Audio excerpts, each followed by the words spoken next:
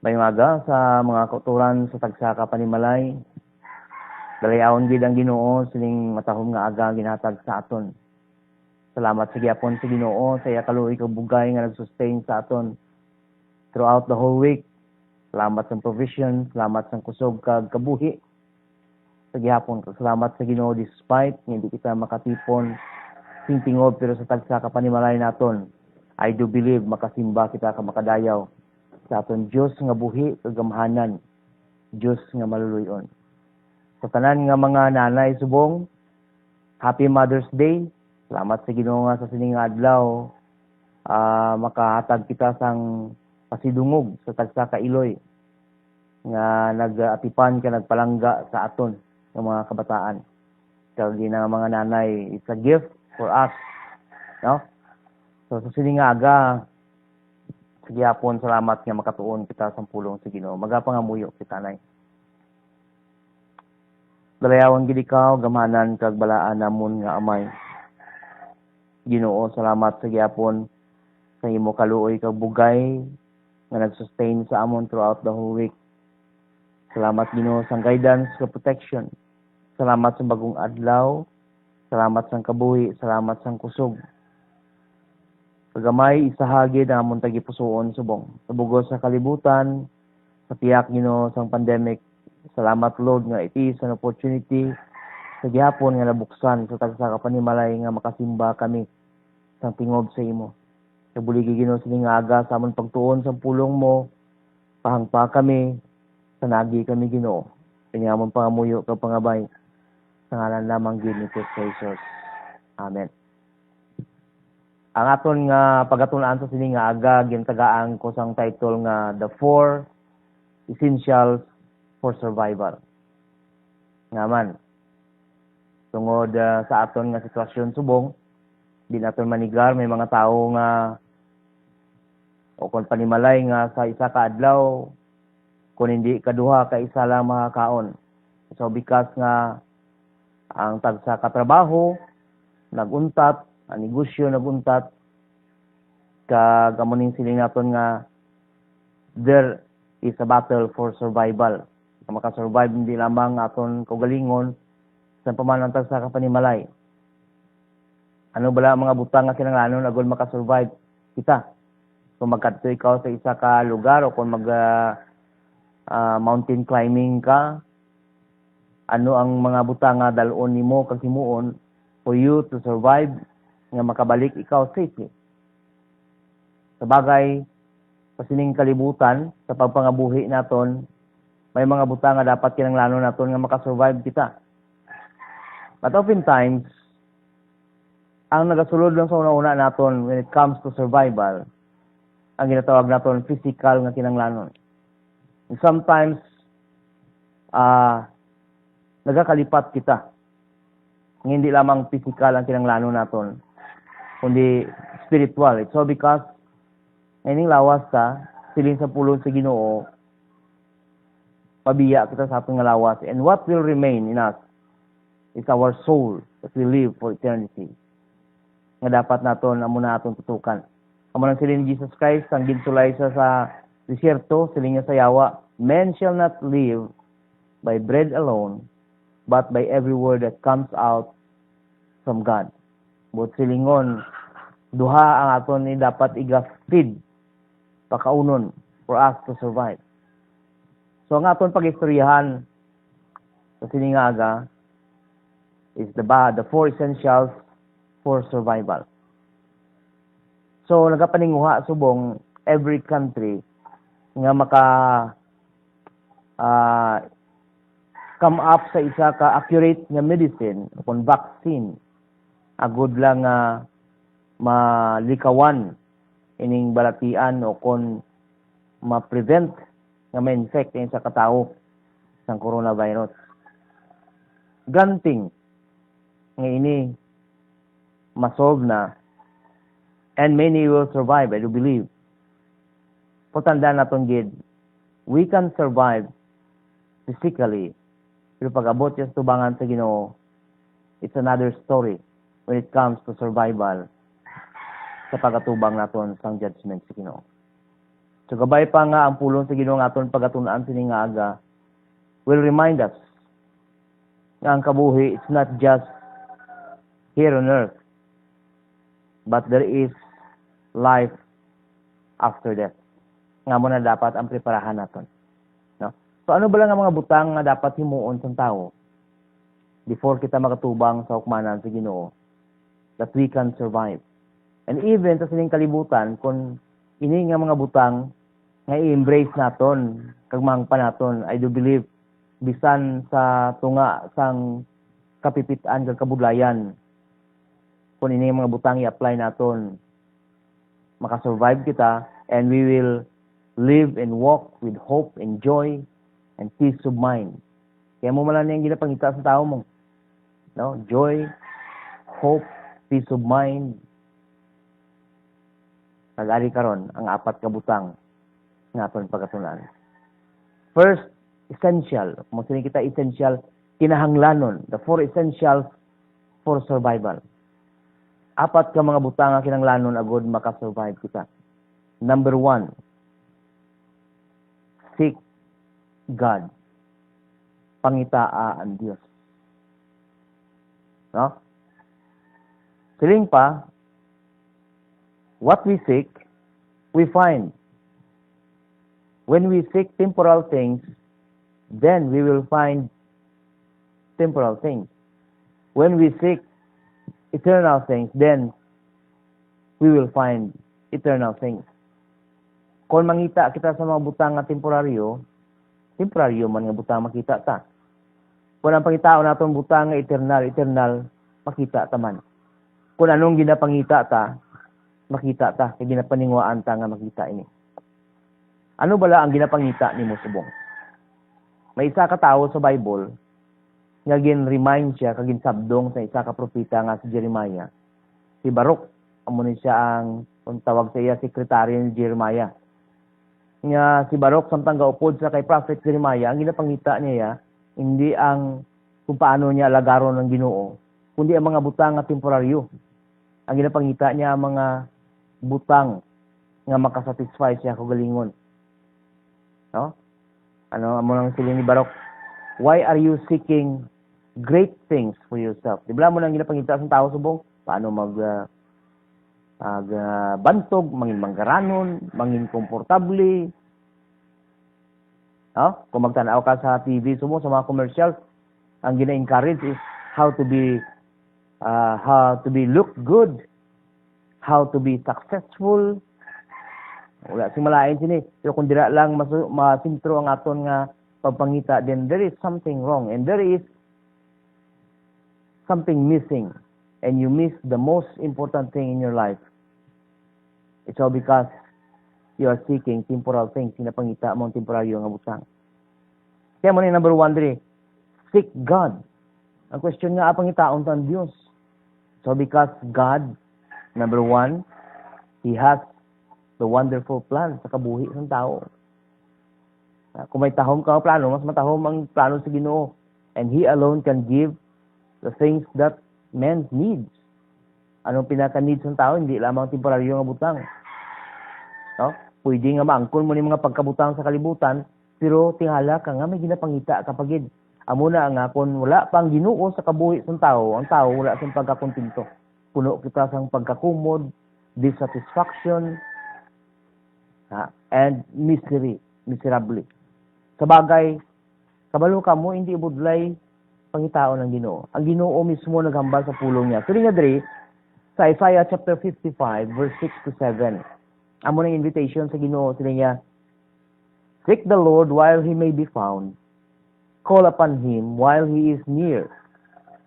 Let the wicked forsake his way, and the unrighteous man his thoughts. Let him return to the Lord, that He may have compassion on him, and to our God, for He will abundantly pardon. Pangitaa ang Diyos, samtang makita mo pa siya, panawag sa iya.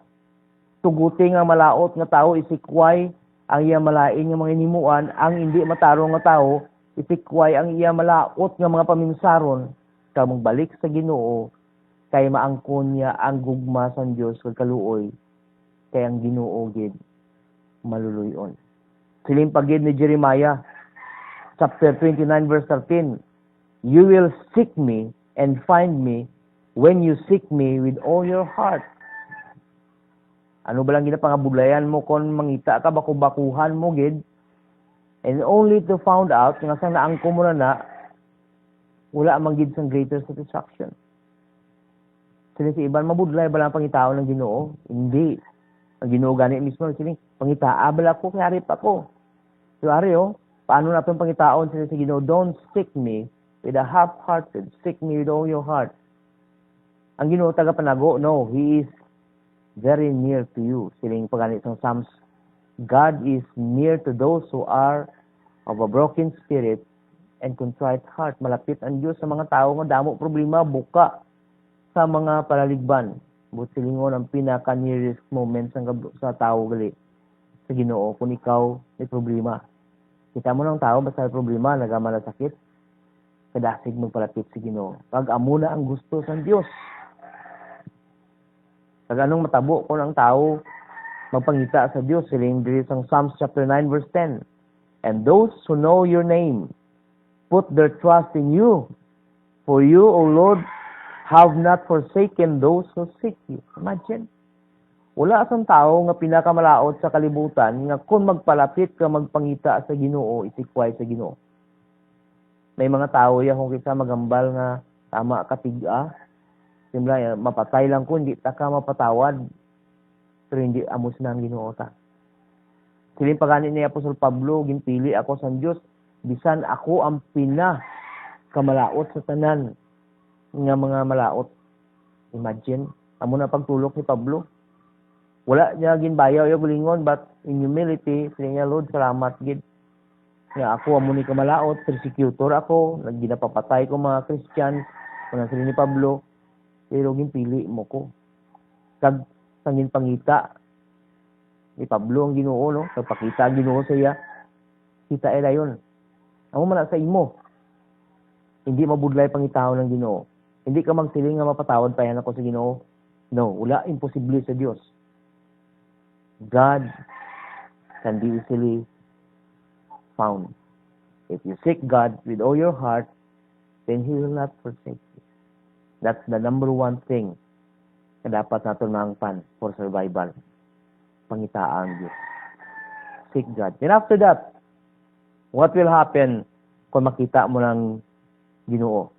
Second essential for survival, not only to seek God, but love God. Igugmaa ang Diyos. Siling pa sa isa ka pastor, what we love to do. Ano bala ang command sa Ginoo sa Bible? Ang Ginoo naghambal sa una sa Israel, naging quote man siya ni Jesus Christ sa New Testament. Ang siling sa Ginoo diri sa Deuteronomy chapter 6 verse 4 to 9. Siling niya, "Hear, O Israel, the Lord our God, the Lord is one. You shall love the Lord your God with all your heart, and with all your soul, and with all your might. And these words that I command you today shall be on your heart. You shall teach them diligently to your children, and you shall talk of them when you sit in your house, and when you walk by the way, when you lie down, and when you rise. You shall bind them as a sign on your hand, and they shall be as frontlets between your eyes. You shall write them on the doorpost of your house and on your gates." A strong command. Masiling bala, ano ang main purpose kung naging create sa Ginoong tao? Siling kita to love, to serve God, and to love God. Love. Kag ano ini nga klase sang gugma ang demand sa Ginoo sa aton nga mga tao? Hindi ni pareho sang gugma nga masiling naton feeling lang. So superficial love, hapaw nga gugma. Amo na kita mo. When we love somebody, hindi ta manigar, oftentimes that kind of love is selfish and superficial.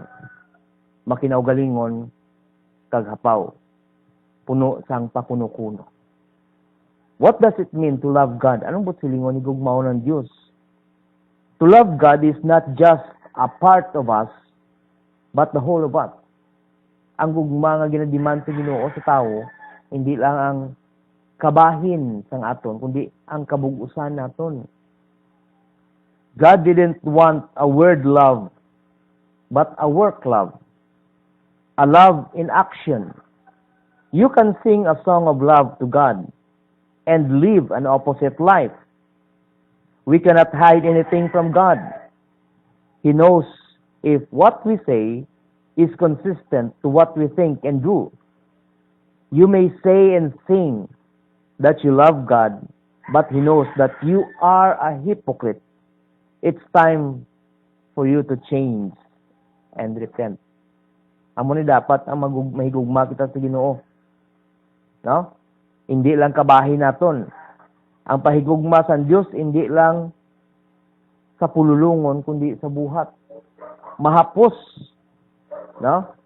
Ang magkanta sang gugma o kung magdayaw sa Ginoo pero sa piyak nga bahin, baliskad ang kabuhi naton. Damo sila, no? It's so easy to sing praise and love for God, but we live opposite life. Wala nagakasanto ang aton nga ginakanta sa aton kabuhi.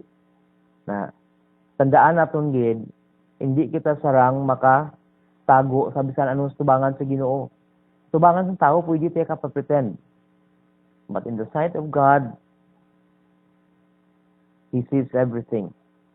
Kaya mo ni kung kaysa, balaan sa Diyos, kung kita magkanta, kung kita magdayaw, kung maghambal ka nga you love God, pero sa piyak nga bahin, nakita niya nga hindi natutuod sa imo. No? Pwede ka nga maghambal, magkanta,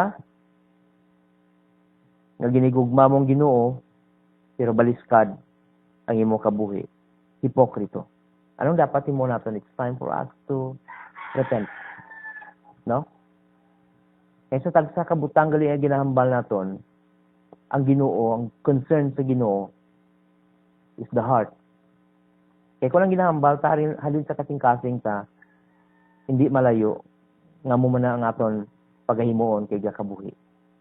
So to love God, it means to love Him not just in word, but in action. In action. Love Him with all your heart. Anong butsilingon? Siling din ni Jesus Christ sa John 14 verse 15. Yeah, if you love me, you will keep my commandments. Kung ginigugma mo ang Diyos, tumanon mo siya. Dila kalabanan kung kaysa ang battle sa tao. It's so easy to say you love God, pero pag abot na sa action, we fail. Ano ang dapat natin himuon? Ang Bible mismo nagakaman. Kung sa aton kusog, hindi ito na mahimo. But everything is in the power of the Holy Spirit. Isa tion nga nakilala mo ng Diyos tungod sa kay Kristo Jesus, ang balangin espirituara na sa imo. Then God had given us the resources, the strength na mahimo natin ng igugmaw ng Diyos in action through the Holy Spirit. No? So, amo na ang question bala, kung magsiling kayo love God, then we have to search our heart. Gina-obey ta bala siya. That is love in action. Ano pa gilang sila niya diri? John chapter 3 verse 19. And this is the judgment. The light has come into the world and people love darkness rather than light because their deeds or works were evil. Amo ni ang paghukom nga ang kapawa si Kristo Jesus nagkari sa kalibutan pero ang tao ang ginigugma niya kadulom. Labaw sa kapawa kaya ang ila ginahimo malaot. Amo na nga ang tao magambagi gugma sa Ginoo pero nagakabuhi sa malaot. Ang tawag sa Bible siya sa pulo sa Ginoo, butigon. You are a liar. No? So the opposite of love for God is loving darkness. Ang kontra sa paghigugma sa Diyos, ginigugma mong kadulom, ang kalautan. Kamusta ikaw, subong? Ah, do you love God? Are you obeying Him? Kamu ni sa ikaduha nga essential for survival. Seek God, then love God. Number 3, essential for survival. Pasunod din siya. Para pa-progression. Not only seek God, not only love God, number 3 is fear God. Kahadlukan ta ang Diyos. No? Pagsulod sang coronavirus, kag nangin pandemic, damo sang tao nga nahadlok. May mga Kristohanon ng isa siling nga nahadlok kita sa virus. Pero wala ta mahadlok sa Dios. Nga man, rason ta hadlok ta mapatay mo. Nga ho, hadlok ka mapatay, it's all because wala ka kasiguro kung hindi ka padulong.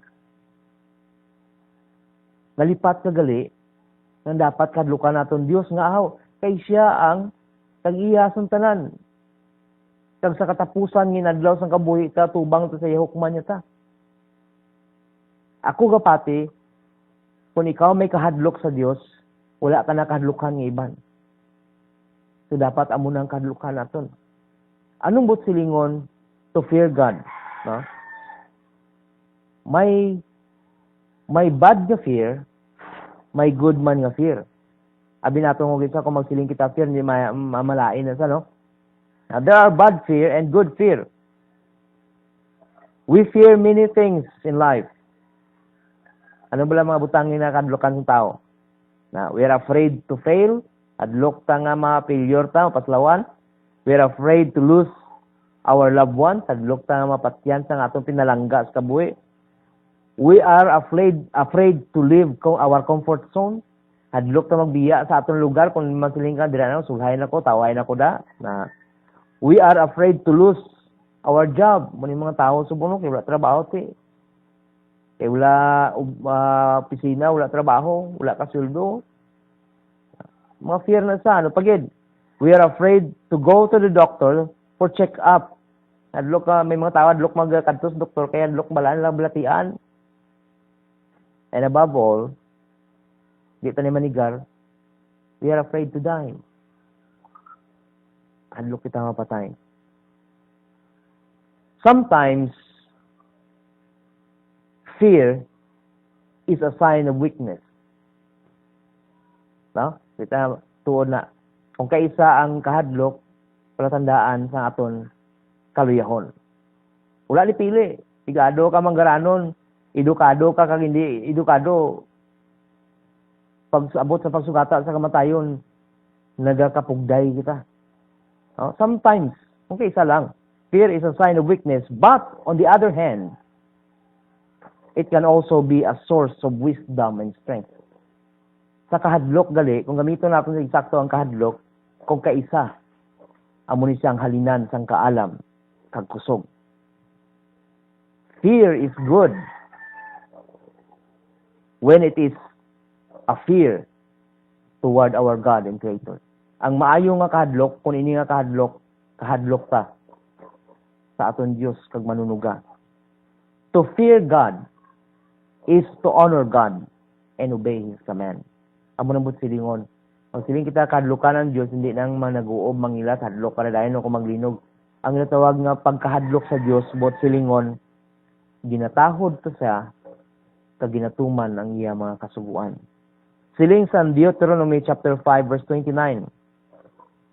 Oh, that they had such a heart as this always, to fear me and to keep all my commandments, that it might go well with them and with their descendants forever. Amo ning gusto ang kasing-kasing sa Ginoo, kadlukan siya, kag tumanon siya. Deuteronomy chapter 6 verse 2. That you may fear the Lord your God, you and your son, and your son's son, by keeping all His statutes and His commandments, which I command you, all the days of your life, and that your days may be long. Imagine mo ang reward sa Ginoo nga maglawig kabuhi ta, hindi magsigit ta kaon sustansya, okay na sa magtumar vitamins, exercise, pero sa Bible isa nga nagapalawig sa kabuhi ta, ang pagkahadlok sa Dios kapag tuman sa iya. God alone can make your life long. Ang kahadlok diri ang ginambal sa pulong sa Ginoo, hindi lang sa tawo nga isa, kundi niya kung ikaw ginikanan, ginakadlukan man Dios tuglo sa kabataan mo nga mag-apo. Nakadlukan ang Dios mo silingon tahuron ang Ginoo, tumanon siya. Ano pagid? Deuteronomy chapter 10 verse 12. And now Israel, what does the Lord your God require of you? But to fear the Lord your God, to walk in all His ways, to love Him, to serve the Lord your God with all your heart and with all your soul. Ano pagid? Psalms chapter 2 verse 11. Serve the Lord with fear and rejoice with trembling. Psalms chapter 19 verse 9. The fear of the Lord is clean, enduring forever. The rules of the Lord are true and righteous altogether. Psalms chapter 25 verse 12. Who is the man who fears the Lord? Him will He instruct in the way that he should choose. Psalms chapter 33 verse 18. Behold, the eye of the Lord is on those who fear Him and on those who hope in His steadfast love. Ang mata sa Diyos na sintro lamang sa mga tao nga nagakahadlok sa iya, sa naglaom sa iya. Gusto mo ba kuhaon ang atensyon sa Diyos? Then stop doing evil and fear Him. Obey Him. Psalms chapter 147 verse 11. But the Lord takes pleasure in those who fear Him, in those who hope in His steadfast love. Ang Diyos nagakalipay sa mga nagakahadlok sa iya, kag nagalaom sa iya mabakod nga gugma. Abot silingon, pag ang tao nadlok sa Diyos, kag nagarespeto sa Ginoo, then God is happy. That is how to make our God happy. Fear Him. Obey Him. And number 4, the last essential for survival. Number 1 dito is to seek God. Number 2, love God. Number 3, fear God. And number 4, I believe damo pa, no? Ginbutahan ko lang ni 4. But these 4 are very essential with. Number 4 essential is hate sin. Hate sin. Kangil ari, kaugti ang sala. Kangil ari ang sala. No? To hate sin is to love God. To love God is to fear God and obey Him. While fear has a good and bad effect to us, in the same way, also with hate. Kung ang kahadlok may maayo kag malain nga effect sa aton, amo man na sa tawag naton hate. Masiling kita, sala bala ang magkaakig, magkaugot, depende kag ginaakigan mo, kag ginakaungtan mo. No? Some bad effect of hate are if you hate other people who had done nothing wrong to you. You hate your neighbor. You hate your boss. You hate your parents. Or even you hate yourselves. Kaya may mga tao mo nga akig sila kulingon nga. Pen pa ko may mga diferensyang lawas mo nga nabuhi pa ko. Nga mo man ang itsura ko. No? You hate yourself. Every time you look on a mirror. Ginakaugtan mo ang imo nga sigkatao, may mga tao ganyan mo na, no? Kaugtan niya ang iya sigkatao, bisan wala kahimo siya sa malain. Akig ka sa imo tupad balay, bisan wala ka man ginaano. Akig ka sa boss mo, ipirmi ka lang ginasugo. O kung akig ka sa ginikanan mo, kaya ang ginapangayo mo ay ginahatag. And that's a bad kind of hatred. Malain na siya.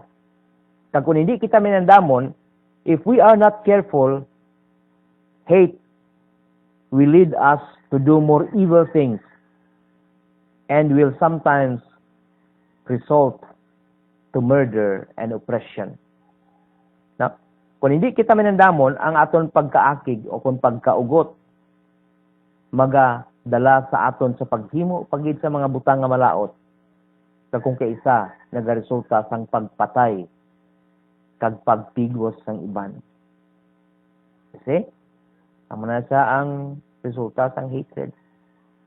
Ang pinaka, worst, mamatay ka kag mamigos sang iban. But, one of the good use of hatred, is when we hate sin. Ang nami nga gamiton sa tawag naton pagkaakig o kung pagkaugot, ining ugot-ugot ka o kung akig ka sa sala. Akig ka sa sala. To hate sin, anong ba't silingon nga mag-akig ka sa sala? To hate sin is to stop sinning and begin to love God and His Word. Amo na ang opposite sang sang bad hate. Magsiling ka nga akig ka sa sala, untat kahimo sang sala. Higugma ang Dios kag ang pulong niya. To hate sin is to stop sinning and begin to love God and His Word. If love demands action, so also with hate. Hindi ka naman silang, ay, akig ko, pero ginimo mangyapon. No? Kung ang gugma, kinanglanon action, amo man sa hatred. If what we love to do, in the same way, what we hate to do. Pag sila mo nga hindi na ko, akig ko na, then stop doing it if it is evil in the sight of God. Anong siling sa Bible? Ginakot ni Permin sa TV ng subong, no? And praise God for this, that this will remind sa mga tao.